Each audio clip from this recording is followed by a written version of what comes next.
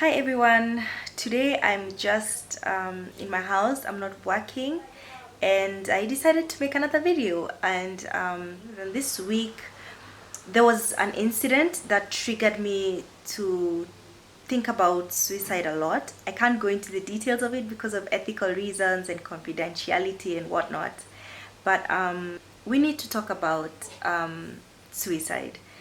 um, this video is not me taking a stance on suicide because that's not fair. I'm not judge or jury, or I'm not God.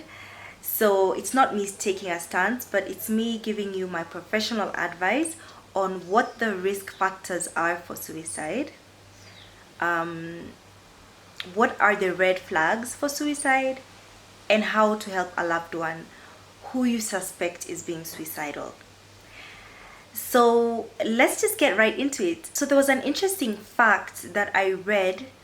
The CDC had established that 50% of people who commit suicide have no history of mental illness. And that really surprised me, because this thing, it's not exclusive to people who have depression or anxiety.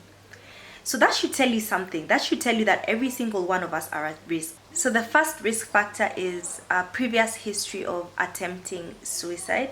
So that should tell you that if you know somebody, a friend or a family member who has attempted suicide, that's somebody who you really need to follow up on keenly and make sure they get the help that they need, because chances are they'll try again, and the next time they try, who knows, they could actually succeed and go all the way.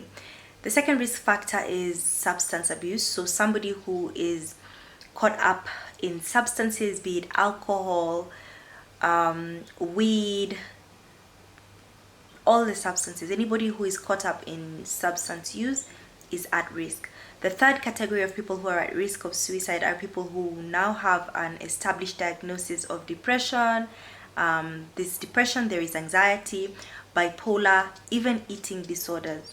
So those people are at a higher risk of suicidality. But that's not to say that everyone who has, for example, bipolar will attempt suicide. There are so many patients who have bipolar and have not attempted.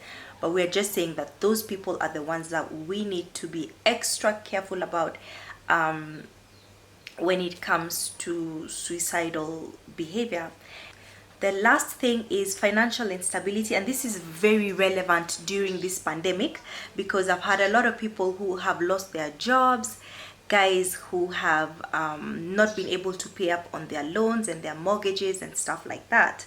And so financial instability, losing a home, being auctioned, all those kind of things, they can trigger people to develop suicidal ideations and tendencies. So what are the red flags? So the red flags are: number one, communicating about suicide.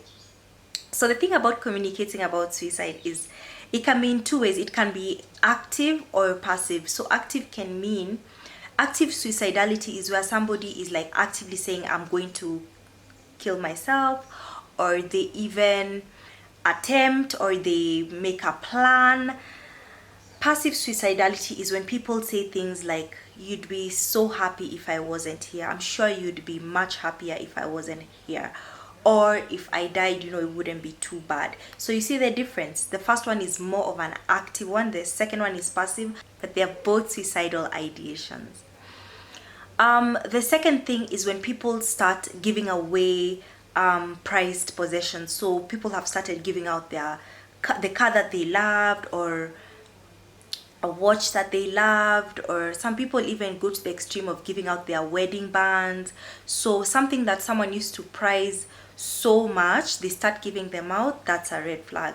Another thing that can seem very innocent is talking about a will or writing a will, and this is especially for people who are very young.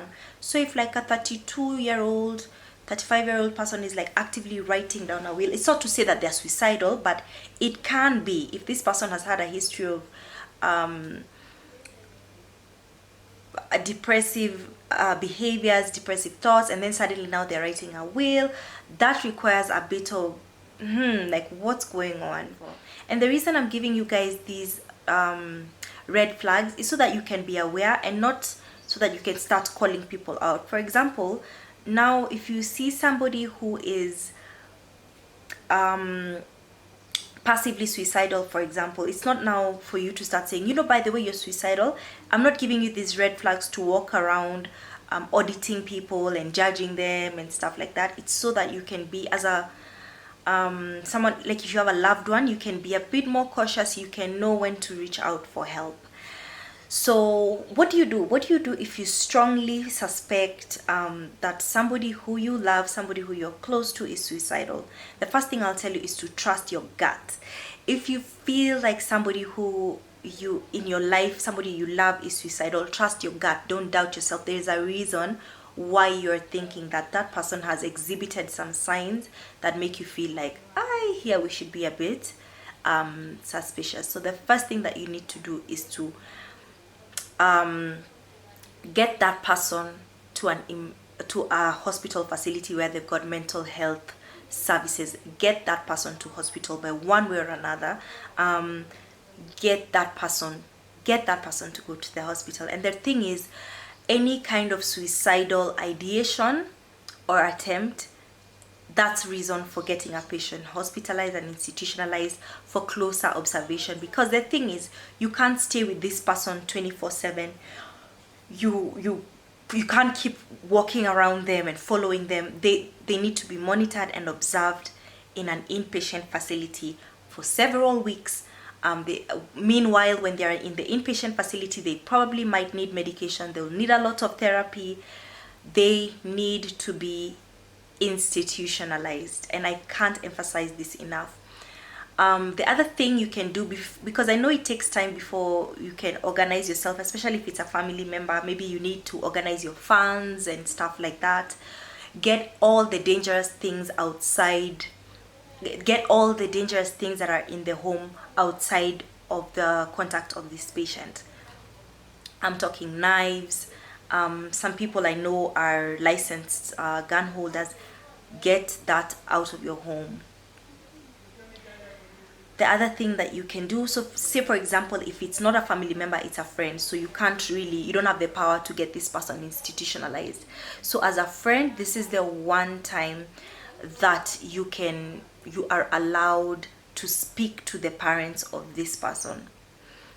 And the thing is, it's not really snitching, it's helping, because as I mentioned earlier, the treatment for suicide really depends on being institutionalized. I can't emphasize this enough. So you need to talk to this person's parents, or let's say if you're very unsure about the parents, there's some parents who are not very supportive. There are some parents who don't believe that mental illness is a thing, and they will not take it well. Some people are in denial. They'll start praying about the patient. Talk to a sibling, maybe an older sibling who's a bit more understanding. You can't keep it to yourself. You can't help this person on your own. That's the message that I wanted to send to you guys. And the last thing that I wanted to mention is that, interestingly, in my experience, I've noticed that a lot of people, once they've been institutionalized and they seem to do better, and then they go home, and a couple of weeks later they attempt suicide. Actually, it's been observed that when they get better and when they go home, that's when they attempt suicide and they're actually successful. So the weeks after the person is institutionalized, those first couple of weeks are so critical. The person needs close observation, because this time now they have the energy.